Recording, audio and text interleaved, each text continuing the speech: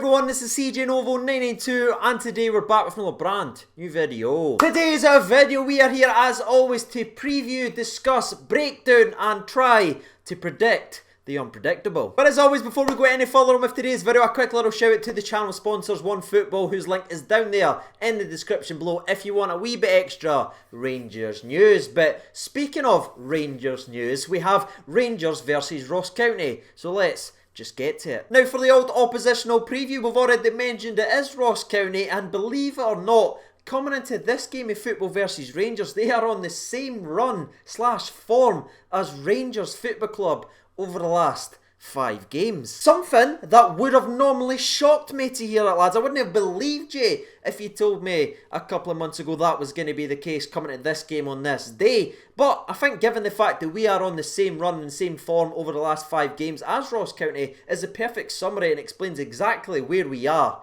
at the minute. And that's certainly more of a dig at Rangers than it is Ross County, because the 2 wins and 1 draw that Ross County has picked up over the last 5 games has been absolutely vital to their season, as they're currently sitting in 9th, just 3 points clear of that relegation battle. But given the fact that it is just 3 points and the fact that Hamilton are starting to do Hamilton things yet again late as the season goes, picking up not only a win versus Rangers, but they just went ahead and bet Kilmarnock. They are now breathing down the necks of Ross County, so going into this game of football is even more pressure on this football club, because they know a loss tomorrow and they are right back in that relegation scrap, which is something that's getting spoke about from the side of Ross County. You can't just look at a game versus Rangers or Celtic and write them off. No, at this stage of the season, no, when it's this close, they can't afford to just give up on this one and focus on another one. They need Sun for this game, and they will be fighting tooth and nail for Sun in this game, which is really unfortunate for us Rangers fans, because as we've saw over the last couple of games, a team fighting for their survival in this league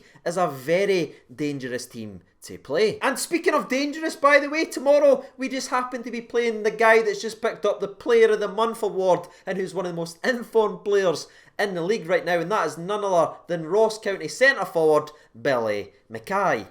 Great.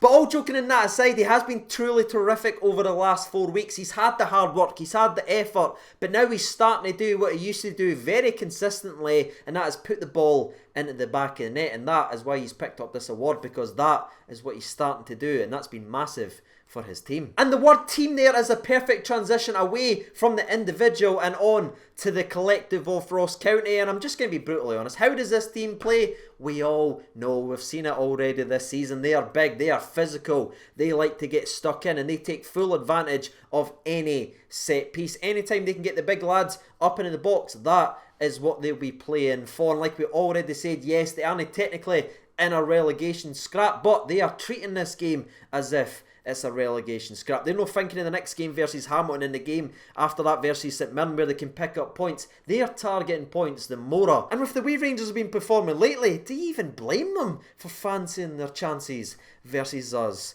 The Mora. Now, I do say they fancy their chances, but they're not going to be coming out here and going gun-ho and trying to bully us and play us off the park. Let's sort that out right now. This is still going to be a classic. Everyone behind the ball. Keep it really nice and neat as possible. Play the percentages, and when they do get a chance to get the big lads forwards, take advantage of any set piece or any individual error. The last two is something we specialise on giving. So I think when we step back and we think about everything we just talked about regarding Ross County, what I'm pretty much saying is, ladies and gentlemen, it is the classic package of a grey hair Turner. And on that exciting bombshell, I think that is the perfect place to end the old Ross County preview right frickin' there. Again, we're not going to dive in too deep and break everything down, because we've already done that a couple of times this season. I didn't want to bore you guys, for the regular viewers that tune in week and week out. I didn't want to just go over the exact same stuff, but what we do know is it's always been a tough place to go. They are a big physical outfit. They have got informed players right now that is starting to heat up at a key time,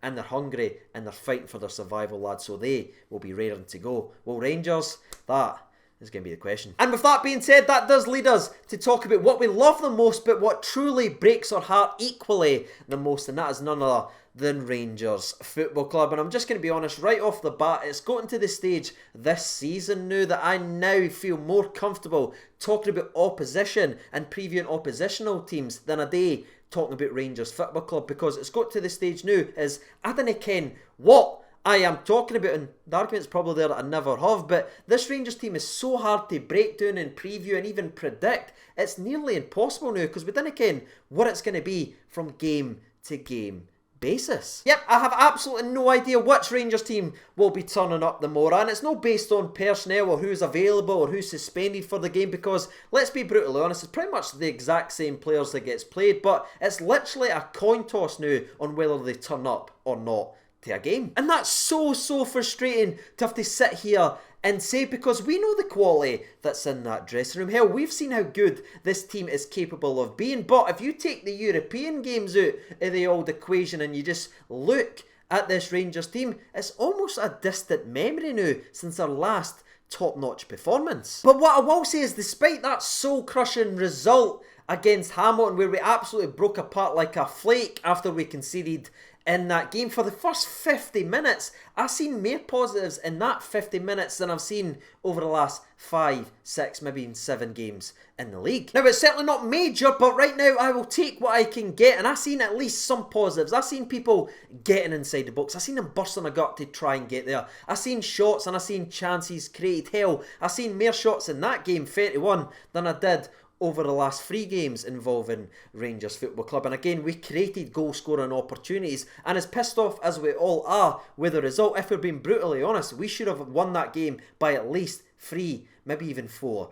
goals based on what we created in that game. But isn't it just missing these chances that's haunting us right now? It's the fact that we continually, and I mean continually, gift wrap goals for the opposition through clear and obvious individual mistakes. And that was one of the main talking points in this week's press conference, not only from the media, but by Steven Gerrard himself, talking about these individual errors and these individual mistakes. And he said, like, after a result versus Hamilton, everyone is vulnerable to losing their spot because there's people wanting their jerseys, and he did go on to talk about Connor Goldson. However, for those who want to get rid of Connor Goldson, or who want Connor Goldson to get dropped for this game versus Ross County, don't get excited, lads, because Gerrard was very quick to shoot down the thought or the idea of dropping Connor Goldson for this game. He went on to talk about Connor Goldson apologising straight away in the dressing room after his mistake, taking the responsibility, taking the blame, and saying,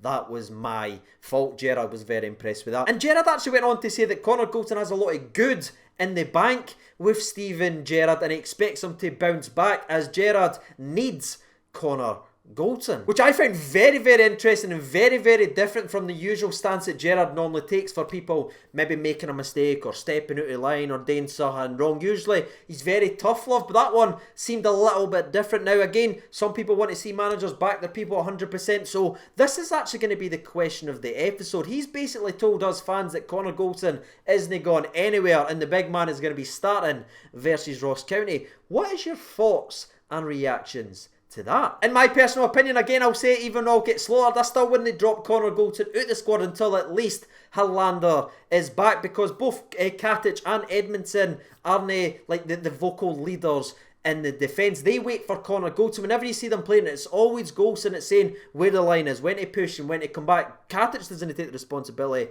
and Edmondson also doesn't take the responsibility. So I don't know if either of them are ready to be a leader yet in the centre-back spot. Maybe they are. You put them in, you can see what you can do, and I completely understand that stance. But I think Connor Goldson is still the main centre-back, and I'll say it again, like I said the other day, and I got slaughtered for saying it. When he's at his best, he is our best centre half. But relax, don't go for me too hard in the comments, because some of yous will be happy, because it looks as if Tavernier will be dropping out this game of football, because that leads us perfectly in to the latest team news, because we're going to skip by the rest of the press conference. We've heard it now. They may as well literally put a tape recorder out and sit it. It's the exact same regurgitated crap we hear. We're going to bounce back. There's going to be a reaction. We need to show we care. Stop talking and just there. But regarding the team news, let's talk about the first one, and that is going to be the Captain Tavernier obviously limped off, injured versus Hamilton, and some people are saying it's not a real injury and stuff like that. Well, he is currently listed as a doubt for this game of football. Gerrard's not ruling it out, and they're going to take as much time as possible, but there is a real chance that you won't see Tavernier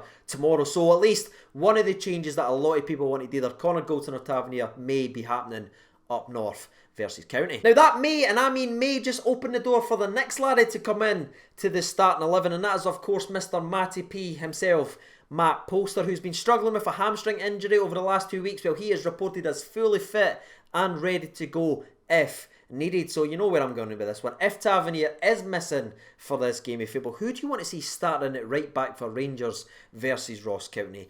Is it Matty Polster? Is it John Flanagan? Or is it young Nathan Patterson? What are you thinking? And why? And last but not least, for the centre-backs position, we did get a big boost, and that's the fact that Helander has came through his first full session with the team completely unscathed. Now, unfortunately, it is far too soon for him to be back starting matches, but the fact that the big man is there and he's came through his first session completely unscathed, that is a massive, massive positive, and I'm sure we'll see the big Swede the second, and I mean the second he is able to start for Rangers. But that's it, ladies and gentlemen. That is the team news, that is the preview, and that is the Rangers discussion all wrapped up in a neat little bow. Now it's time for me and thee to get their prediction ons out there. Good luck. You're probably going to need it. For what it's worth, I will throw my blind stab in the dark, and I am going to go with a tight victory for Rangers, 1-0. Goal scorer, Kamberi. But now that me and thee have had their say, let's jump over to Twitter then and hear from the people. Now, there's been 1,902 votes. Thank you so much for getting involved. That's incredible. 22% votes for a draw. 26% votes for a Ross County home win. And only 52% is voting for a Rangers away win. That is by far the lowest of the season. And that right there is a perfect summary of how Rangers are playing right now. The first one comes in from Ian, and Ian writes in, I have gone with Rangers, but I'm not overly confident that I'm right. Not even bothered who scores for us, as long as someone does and we get the points. This is really sorry state to be in, and reminds me of some of the really dark days. Stuart Ward, I think, fancies this one by the fact he's wrote 3-1 to Rangers with Jack Morelos and Kamberi scoring the goals. Rab Ross is the next one in, and he writes in, dare I say the reaction word? Please don't. Honestly, I hear that word so much now in the old noggin. That will be with me to the day die. But anyway, he writes in 3-0 to Rangers, but expecting a tough match with a few late goals to seal the deal. Morelos ×2 and Kamberi with 1. Lewis writes in 3-0 to Rangers. There will be a reaction. I think he's a meaning it now. But he continues by saying Morelos will get a hat-trick. Hadji writes in 3-1 to Rangers. Patterson to score 1. He's answered the question. Goldson to get 1. Must have hit off him. And Kamberi also gets 1 in the game. Leslie Bean writes in, hoping for someone to have given them a foot up the arse this week. Jordan writes in a 1-1. Can't see a change, CJ. That's sad to see, mate. Sad to see. Tom Arthur writes in, depends on what Rangers turns up. Hopefully the 2019 version. Yeah, I like them better than this 2020 lot. Keemstar writes in 2-0 to Rangers with Kamberi, dirty double.